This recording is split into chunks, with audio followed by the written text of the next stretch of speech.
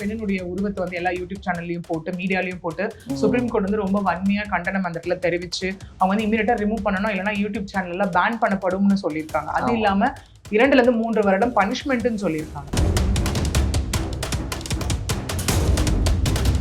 குற்றவாளி வந்து போட்டோ எடுத்துக்கிட்டதாகட்டும், அதையுமே அவங்க ஹைகோர்ட்ல என்ன சொல்லியிருக்காங்க அப்படின்னா வந்துட்டு ஜட்ஜஸுமே அதை சொல்லியிருக்காங்க. ஏன்னா வந்து ஒரு ஃபங்க்ஷனுக்கு போறோம் நம்ம போட்டோ எடுத்துக்கிட்டது ஒரு பெரிய விஷயம் இல்ல, அதை பெருசா ஆக்கி விஷயத்தை விட்டுறாதீங்க, அந்த விஷயத்தை ஒதுக்கி வைங்க ஒரு பக்கம். விக்டிம்க்கு என்ன பதில் சொல்ல போறீங்க? ஏன் பாய் ஃப்ரெண்ட் கூட பேசணும், ஏன் வைக்கணும் அப்படின்றத அதுக்கும் ஹைகோர்ட் ஒரு முற்றுப்புள்ளி வச்சிருக்காங்க. என்ன அப்படின்னா அது அவங்களோட தனி மனித உரிமை. ஏன்னா இந்தியன் கான்ஸ்டிடியூஷனே அதுதான் சொல்லுது, right to life or right to live their life. அவங்களுக்கு பிடிச்ச மாதிரி, அதனால யாருக்கும் எந்த தப்பும் நடக்கல. ஆளுநரை சந்திக்க போறதுக்கு முன்னாடி அவர் காலையில அவரோட லெட்டர் ஹெட்ல வந்துட்டு பாத்தீங்கன்னா ஹேண்ட் ரிட்டன்ல ஒரு விஷயத்த சொல்லியிருக்காரு. அன்பு தங்கைகளே அப்படின்னு சொல்லி இந்த அண்ணன் வந்து உங்களுக்கு எல்லா விஷயத்திலயும் கூட நிற்பேன் அப்படிங்கிற மாதிரி ஒரு விஷயத்த சொல்லியிருக்காரு. மதியம் 1 மணி போல அப்பாயின்மெண்ட் வந்துட்டு அவர் கேட்டிருந்தாரு. கிட்டத்தட்ட ஒரு 10 to 30 நிமிடம் வரைக்கும் அவங்க சந்திப்பு இருந்ததாகவும், பிரஸ் மீட் வந்து அவர் இல்ல, பிரஸ் மீட் நான் கொடுக்கலன்னு சொன்னதை கை அசைச்சிட்டு போயிட்டாருன்ற ஒரு விஷயம்.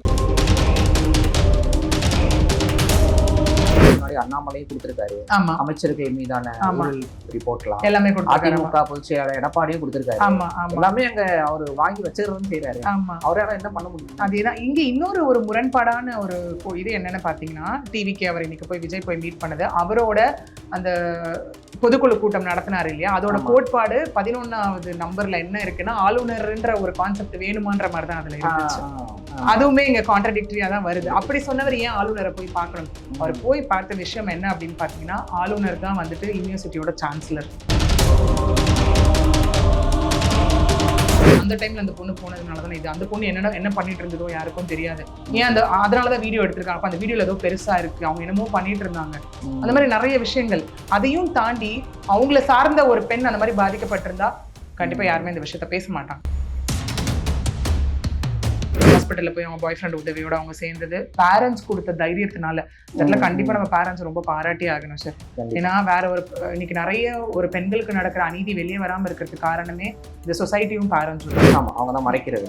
ஏன்னா பொண்ணு வாழ்க்கை என்ன ஆகுமோ, நாளை பின்ன கல்யாணம் ஆகணும், இதுவாகணும், நீ படிக்கணும், வெளில தலை காட்டணும், என்ன ஆகுமோ அப்படிங்கிற பேரண்ட்ஸ் மத்தியில இந்த பேரண்ட்ஸ் வந்து நான் கூட நிக்கிறேன், நீ என்ன வேணா பண்ணுன்னு அவங்க அந்த ஒரு கால் எடுத்ததுனாலதான், ஃபர்ஸ்ட் கால் எடுத்ததுனாலதான் இன்னைக்கு அந்த ஞானசேகரன் அப்படிங்கிற ஒரு முகத்திரை கிழிஞ்சு வெளியே வந்தது மட்டும் இல்லாமல் அவர் எவ்வளவு விஷயங்களை தப்பு பண்ணியிருக்காரு அப்படிங்கிற ஒரு விஷயம் வந்துட்டு இருக்கு. பேரண்ட்ஸ் பயப்படுறதுக்கு இன்னொரு காரணமும் என்னன்னா, இதே மாதிரி எஃப்ஐஆர் எல்லா இடத்துல லீக் ஆயிடுச்சுன்னா அதுவே பெரிய பிரச்சனை.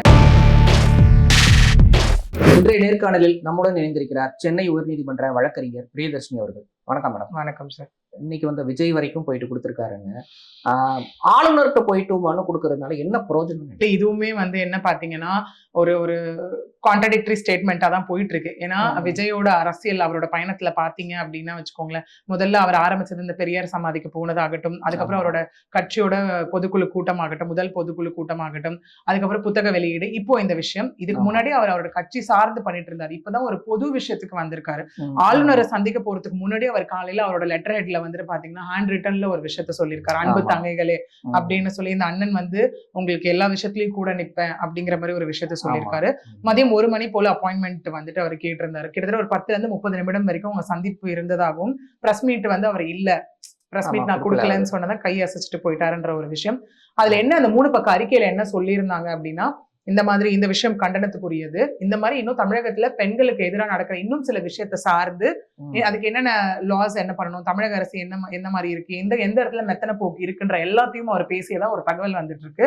இன்னும் நமக்கு என்னன்றது கம்ப்ளீட் அபிஷியல் இது வரல. இந்த மாதிரி நமக்கு நிறைய மீடியாஸ்ல இருந்து தகவல் வந்து அதான் என்ன கேக்குறேன்னா, இதுக்கு முன்னாடி அண்ணாமலையும் கொடுத்திருக்காரு, அமைச்சர்கள் மீதான ரிப்போர்ட்லாம் எல்லாமே அதிமுக பொதுச் செயலாளர் எடப்பாடியும் கொடுத்திருக்காரு. எல்லாமே அங்க அவரு வாங்கி வச்சிருன்னு செய்யறாரு. அவரால என்ன பண்ண முடியும்? அதேதான் இங்க இன்னொரு ஒரு முரண்பாடான ஒரு இது என்னன்னு பாத்தீங்கன்னா, டிவிக்கு அவர் இன்னைக்கு போய் விஜய் போய் மீட் பண்ணது, அவரோட அந்த பொதுக்குழு கூட்டம் நடத்தினாரு இல்லையா, அதோட கோட்பாடு 11வது நம்பர்ல என்ன இருக்குன்னா ஆளுநர்ன்ற ஒரு கான்செப்ட் வேணுமான்ற மாதிரி தான் அதுல இருந்துச்சு. அதுவுமே இங்க கான்ட்ரடிக்டரியா தான் வருது. அப்படி சொன்னவர் ஏன் ஆளுநரை போய் பார்க்கணும்? அவர் போய் பார்த்த விஷயம் என்ன அப்படின்னு பாத்தீங்கன்னா, ஆளுநர் தான் வந்துட்டு யூனிவர்சிட்டியோட சான்சலர். ஓகே, இன்னொன்னு எங்கெங்கெல்லாம் வந்து காலி பணியிடங்கள் இருக்கும் அங்கெல்லாம் வைஸ் சான்சலர் அப்பாயிண்ட் பண்ணுன்ற ஒரு கோரிக்கையும் இருக்கு. சோ இதெல்லாம் தாண்டி இவ்வளவு விஷயங்கள் போயிட்டு இருக்கு. இதுக்கான நடவடிக்கை வேணும்ன்றதுதான் நீங்க சொன்ன மாதிரி அண்ணாமலை ஆகட்டும், லைக் எடப்பாடி பழனிசாமி அவரா இருக்கட்டும், இவங்க ஆகட்டும், எல்லாருமே கொடுத்திருக்காங்க. இது பேக் டு பேக் கொடுத்திருக்காங்க. சோ இது நம்ம என்ன மாதிரி ரெஸ்பான்ஸ் வருது, என்ன ஒரு இனிமே என்ன அவங்க பண்ண போறாங்க அப்படிங்கறது நம்ம கொஞ்ச நாள் வெயிட் பண்ணி பார்த்தாதான் நமக்கு அது தெரிய வரும். அண்ணா பல்கலைக்கழக அந்த பாலியல் வன்கொடுமை விவகாரம் வந்து தமிழ்நாடு ஃபுல்லா பத்திக்கிட்டு எரியுது.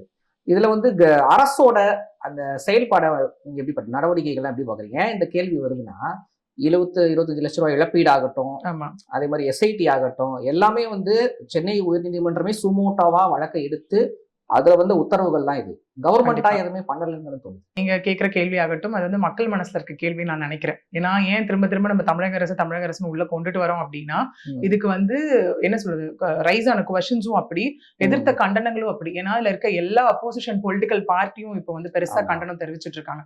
சோ நம்மளே சும்மா இருந்தாலும் அவங்க கேட்கிற கேள்விகள், அவங்க தெரிவிக்கிற கண்டனம் எல்லாமே நம்மள நிறைய யோசிக்க வைக்குது. ஆமா, இதை பண்ணல, நமக்கும் இந்த ஒரு கேள்விதான் தோணுச்சு இல்லைன்னு சொல்லி நம்மளால நல்லா ரிலேட் பண்ண முடியுது அந்த விஷயத்த. ஆக்சுவலி ஏன்னா நீங்க சொன்ன மாதிரி 23ஆம் தேதி ஆரம்பிச்ச ஒரு நெருப்புனே சொல்லலாம்.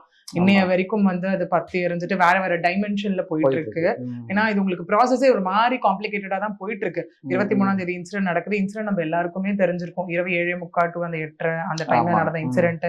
அப்புறம் ஹாஸ்பிட்டல்ல போய் அவங்க பாய் ஃப்ரெண்ட் உதவியோட அவங்க சேர்ந்தது. பேரண்ட்ஸ் கொடுத்த தைரியத்தினால இதுல கண்டிப்பா நம்ம பேரண்ட்ஸ் ரொம்ப பாராட்டி ஆகணும் சார்.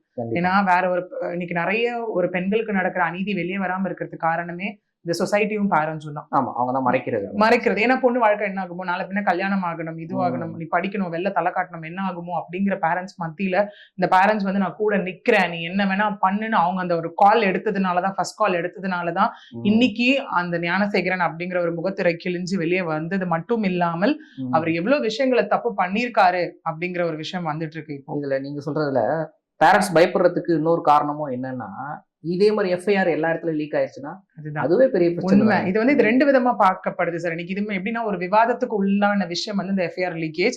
அந்த எஃப்ஐஆர் லீக்கேஜ் மேலேயும் 2 பொதுநல வழக்கு வந்து போடப்பட்டது. சொன்ன மாதிரி ஒரு வரலட்சுமி அட்வொகேட் அப்படிங்கிற ஒரு வழக்கறிஞர் வந்துட்டு இது நீங்க வந்து ஹைகோர்ட் சூமோட்டோவும் முன் வந்து எடுத்துக்கணும்னு ஒரு பெட்டிஷன் போட்டதோட விளைவு வெள்ளிக்கிழமை காலையில justice V Lakshmi Narayanan, justice SM Subramaniam அவங்க 2 பேரும் இமீடியட்டா அதை அக்செப்ட் பண்ணாங்க. அக்செப்ட் பண்ணிட்டு சூமோட்டோவா எடுத்துக்கிறோம்னு சொன்னாங்க. அது மட்டும் இல்லாமல் இந்த விசாரணை வந்து 2 பப்ளிக் இன்ட்ரெஸ்ட் லிட்டிகேஷன் மீதும் நடத்தப்பட்டது.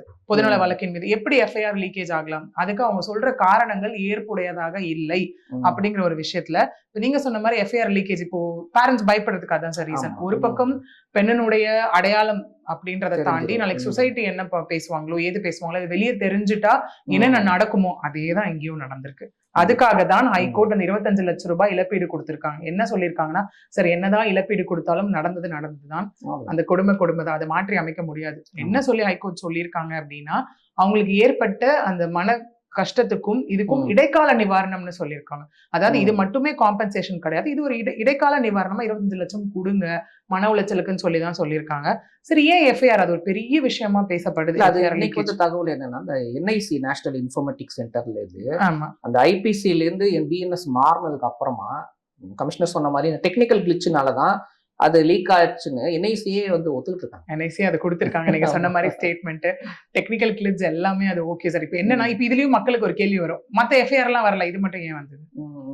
சென்சேஷனலான இஷ்யூ அப்படிங்கிற ஒரு விஷயம் வரும். ஏன்னா sir, as per supreme court guidelines என்ன சொல்லியிருக்காங்க அப்படின்னு பாத்தீங்கன்னா, விக்டிமோட எந்த ஐடென்டிட்டியும் வெளியே விடக்கூடாது. ஏன்னா இது ரொம்ப பேசும் விஷயமா மாற்றப்பட்டது எதுல அப்படின்னு பாத்தீங்கன்னா, RG Kar incident, Kolkata doctor rape கேஸ்ல ஒரு விஷயம் நடந்தது. அந்த பெண்ணினுடைய உருவத்தை வந்து எல்லா யூடியூப் சேனல்லையும் போட்டு, மீடியாலையும் போட்டு சுப்ரீம் கோர்ட் வந்து ரொம்ப வன்மையா கண்டனம் அந்த இடத்துல தெரிவிச்சு அவங்க வந்து இமீடியட்டா ரிமூவ் பண்ணணும், இல்லைன்னா யூடியூப் சேனல் எல்லாம் பேன் பண்ணப்படும்னு சொல்லியிருக்காங்க. அது இல்லாம 2 to 3 வருடம் பனிஷ்மெண்ட்னு சொல்லியிருக்காங்க.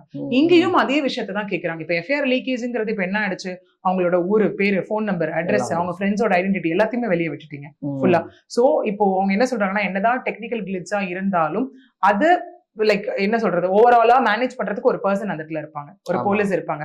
ஏன்னா என்னதான் நமக்கு AI டெக்னாலஜி வந்தாலும், சிஸ்டம் என்னதான் நமக்கு இது ஆனாலும் அதை ஆப்ரேட் பண்றது யாரா இருப்பாங்க கடைசியில? ஒரு ஹியூமன் பீயிங், மனிதர்கள் தான் ஆப்ரேட் பண்ணலாம். மேபி அவங்க அவ்வளவு அஜாக்கிரதையா இருந்தாங்க.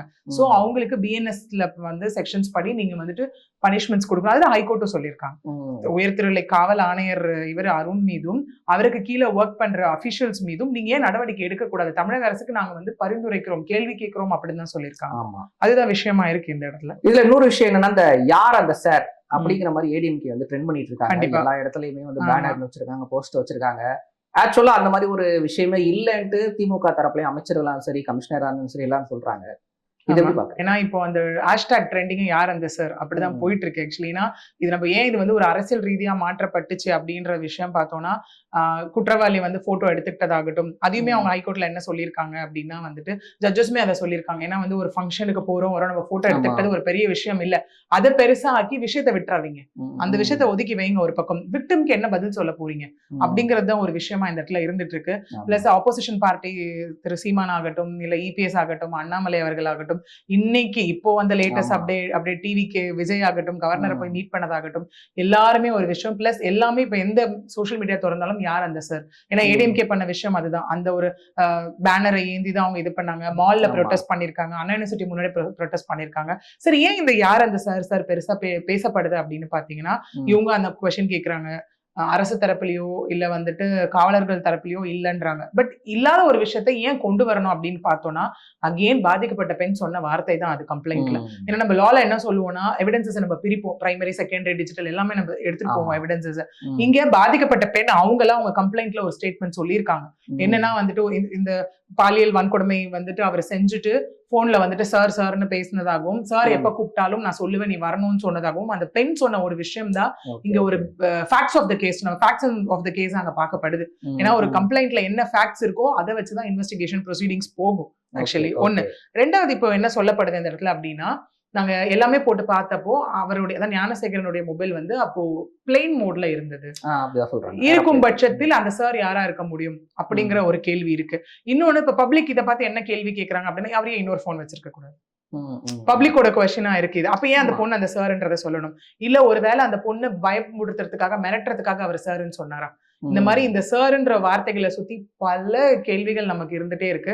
அதுக்கெல்லாம் விடை எப்ப கிடைக்கும்னா, ஆதாரபூர்வமா ஒரு விஷயத்த நிரூபிச்சா மட்டும்தான் கிடைக்கும். ஏன்னா இப்ப அவரது பிளேன் மோட்ல இருக்குன்றாங்க. சிடிஆர் கால் டீடைல் ரெக்கார்டிங் போட்டா நமக்கு தெரிய போகுது அந்த டைம்ல ஒரு போன்ல இருந்து போச்சா இல்லையான்னு. ஆக்சுவலி போலீஸ் தரப்புல அதிகம் என்ன சொல்லியிருக்காங்கன்னா, அண்ணா யூனிவர்சிட்டி டவர் கூட அப்ப என்னென்ன மொபைல் நம்பர்ஸ் லிங்க் ஆயிருக்கு, அவரோட நம்பருக்கும் நாங்க டீடைல் ரெக்கார்ட்ஸ் கேட்டிருக்கோன்றது தான் போலீஸோட இப்போ எக்ஸ்பிளனேஷனா இருக்கு.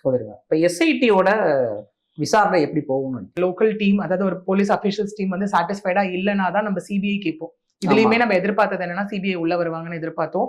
இன்னொன்னு, இது பெண் சம்பந்தப்பட்ட விஷயம், ஒரு சென்சேஷனால விஷயம் அப்படிங்கறதுனால எஸ்ஐடி உள்ள வந்திருக்காங்க, அதாவது ஸ்பெஷல் இன்வெஸ்டிகேஷன் டீம் உள்ள வந்திருக்காங்க.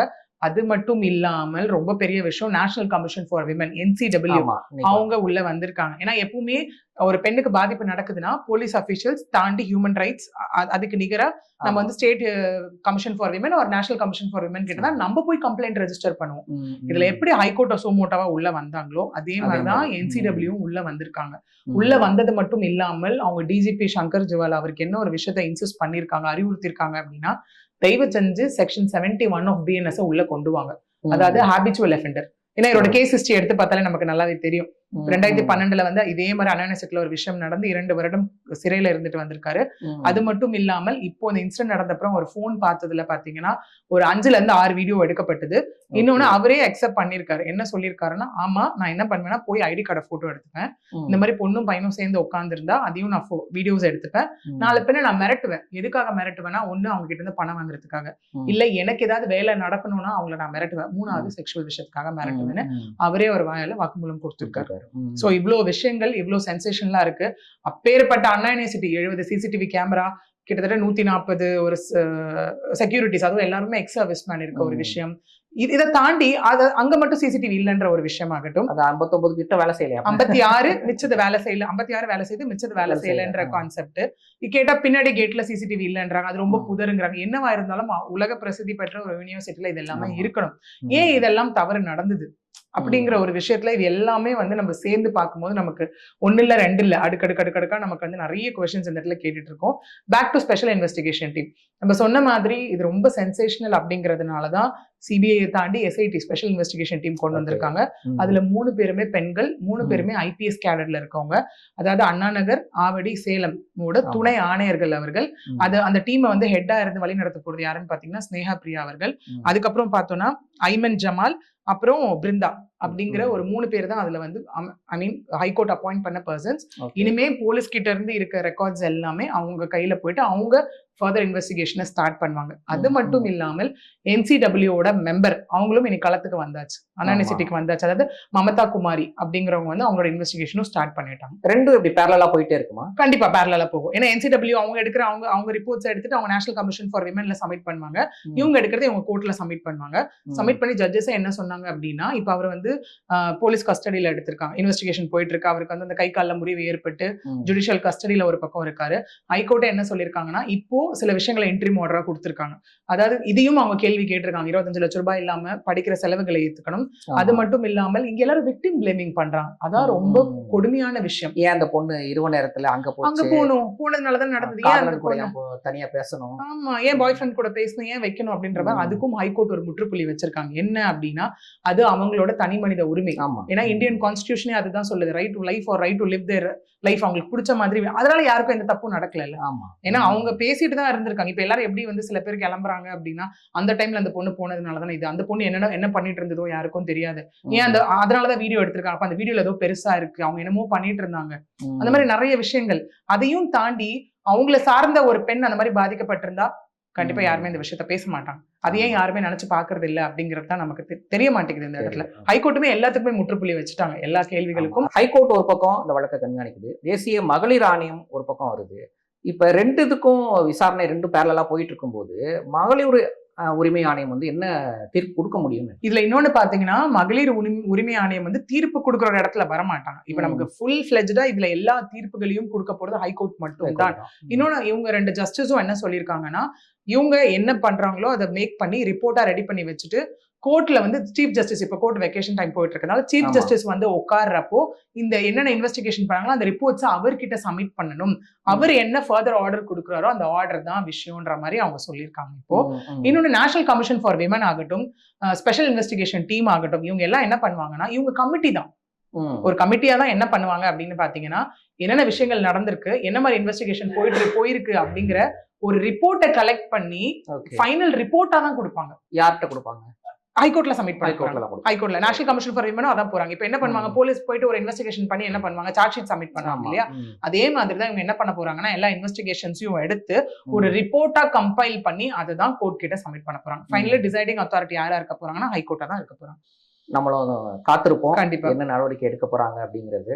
அதுக்கடுத்து நம்ம தொடர்ச்சியா பேசுவோம். கண்டிப்பா. நேர்காணல் பங்கேற்றமைக்கு நன்றி.